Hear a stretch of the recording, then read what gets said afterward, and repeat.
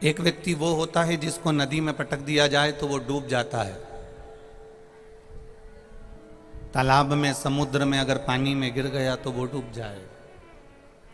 पर शिव महापुराण की कथा कहती है जिसने पहले से तैरना सीखा हो, जिसको तैरना आता हो, जो तैर लेता हो, उसको कितने भी गहरे पानी में पटक दिया जाए वो निकल कर बाहर आ ही जाता है। उसी तरह जिसने जिंदगी में भगवान की शरणागति ग्रहण कर ली, जो सत्संग में डूब गया, भजन में डूब गया, कीर्तन में डूब गया, मंत्र जाप में डूब गया, नाम जाप में डूब गया, नाम भक्ति में डूब गया, जिसने भजन के माध्यम से ये सीख लिया कि संसार सागर से पार कैसे होना है, तो जो एक बार भगवान के मंदिर तक जाना सीख गया, जो भगवान के भजन में जाना सीख गया, शिव महापुराण की कथा तक जाना सीख गया, तो वो भव सागर से भी पार उतरना सीख गया। ये निश्चित है।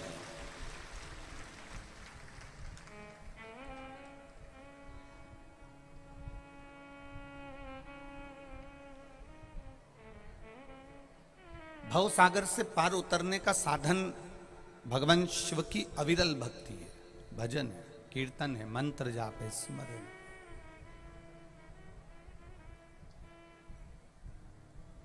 जो सीख गया, अपने घर के बच्चों को हम पहले भी कथा में कहे, आज फिर कह रहे हैं, जिसके घर के बच्चे मंदिर की सीढ़ी चढ़ना सीख जाते हैं, जिसके घर के बच्चे भगवान के दरवाजे तक जाना सीख जाते हैं, जिसके घर के बच्चे परमात्मा की चौखट तक जाना सीख जाते हैं, फिर उसके घर के बुजुर्ग कभी वृद्धाश्रम की सीढ़ियों पर नहीं चढ़ते हैं। ये निश्चित।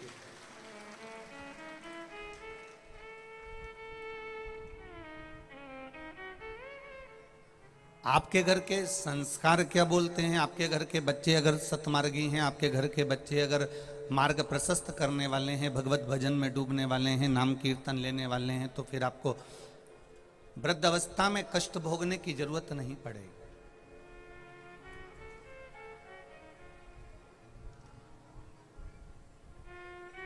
बड़ा विचित्र संसार है। जैसे जैसे कलयुग बढ़ते चले जाएगा, कलिकाल बढ़ते चले जाएगा, वैसे वैसे दुनिया के लोग दूर बैठे हुए व्यक्ति से फोन पर बात कर कर पूछ लेंगे कि तुम कैसे हो। बाहर कोई रह रहा है तो उसको फोन कर कर पूछ लेंगे तुम कैसे हो। दूर कोई रह रहा है तो उससे फोन कर कर पूछ लेंगे तुम कैसे हो। पर बड़ा विचित्र संसार है, बड़ा विचित्र जीवन है। दूर के व्यक्ति से फोन कर कर पूछा जाएगा, मोबाइल कर कर पूछा जाएगा कि तुम कैसे हो, पर जो घर के अंदर रह रहा होगा, जिसको दुख भी होगा, कष्ट भी होगा, उससे घर का एक व्यक्ति नहीं पूछेगा कि तुम कैसे हो। ये कलिकाल, ये कलयुग है।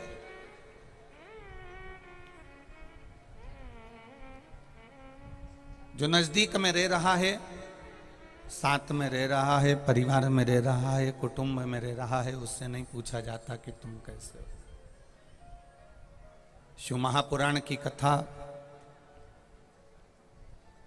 वर्णन करती है कि जो नजदीक में है, अभी जो पास में है, हम उसको तो सुख प्रदान करने का प्रयास करें। ये उसी में का हाल है जैसे एक बेटा मोटरसाइकिल चालू करा और मोटरसाइकिल चालू करके बुलेट चालू करके दरवाजे पर बुलेट को जो चालू कर कर जाने लगा तो पिताजी कुर्सी पर बैठे थे, उन्होंने आवाज लगाया, ए छोरा, ए नाना इधर आ, ए छोरा इधर आ। छोरा दौड़ कर पिताजी के पास आया, बुलेट खड़ी करी, बंद करी, पिताजी के पास आकर पूछा, जी पिताजी बोलिए क्या बात है? जा अंदर से मुझे एक गिलास पानी ला दे तो जरा।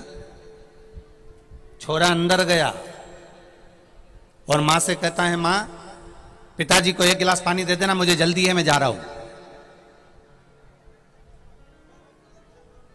अब मां पिताजी के लिए एक गिलास पानी लेकर आ गई और पिताजी ने देखा कि छोरा बुलेट लेकर बुड़बुड़ करता हुआ मोटरसाइकिल लेकर चले गया। तो पिताजी ने अपनी पत्नी से पूछा कि तुम्हारे शहजादे को कहाँ जाना था जो इतनी जल्दी जल्दी मोटरसाइकिल भगा कर जा रहा है? इतने में माँ ने कहा रेलवे स्टेशन पर प्याऊ लगाई है ना, तो छोरा वहां पानी पिलाने जा रहा है।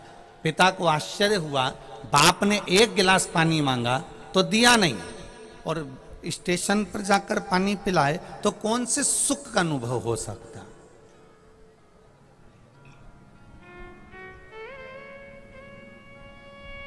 जो नजदीक में रह रहा है, जो नजदीक में है, हम उसको तो पूछ नहीं रहे।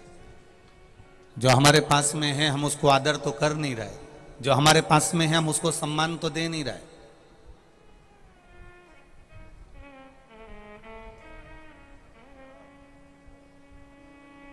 हमें दुनिया के लोग अच्छे लग रहे हैं, पर जो घर में हमारे निवास कर रहा है, हमारे परिवार में जो रह रहा है, हमारे कुटुंब में जो रह रहा है, हमारे साथ जो रह रहा है, वो हमको अच्छा नहीं लग रहा। शिव महापुराण की कथा शिव तत्व को जानने का महत्व बताती है। शंकर भगवान ने अपने आप को सम्मान दिया कि नहीं दिया पता नहीं। शंकर भगवान ने एक बार भी ये नहीं कहा कि तुम मेरी आराधना करो। शिव जी ने एक बार भी ये नहीं कहा कि तुम मेरा आदर करो। शंकर भगवान ने एक बार भी ये नहीं कहा कि तुम मेरी पूजन करो। शिव जी ने अपनी धर्म पत्नी माता पार्वती का आदर करवाया, उनका सम्मान करवाया, उनकी पूजन करवाई। भगवान शंकर ने अपने पुत्र गणेश जी का आदर करवाया, उनका सम्मान करवाया, उनकी पूजन करवाई। भगवान शंकर जी ने षडानंद कार्तिकेय का आदर करवाया, सम्मान करवाया, पूजन करवाई। भगवान शंकर जी ने अशोक सुंदरी का आदर करवाया, सम्मान करवाया, पूजन करवाई। भगवान शंकर जी ने अपनी जया, विषहरा, सामरीबारी, दौतली और देव, ये 5 कन्याओं की पूजन करवाई, आदर करवाया, सम्मान करवाया। शिव जी ने अपनी संतान का, अपनी धर्म पत्नी का, भगवान ब्रह्मा और भगवान विष्णु का, इंद्र का, इन सब का आदर करवाया। जो संसार में दूसरे का आदर करना सीख जाता है, जो संसार में दूसरे का आदर करना चालू करवा देता है, उसका आदर अपने आप होना प्रारंभ हो जाता है, अपने आप होता है।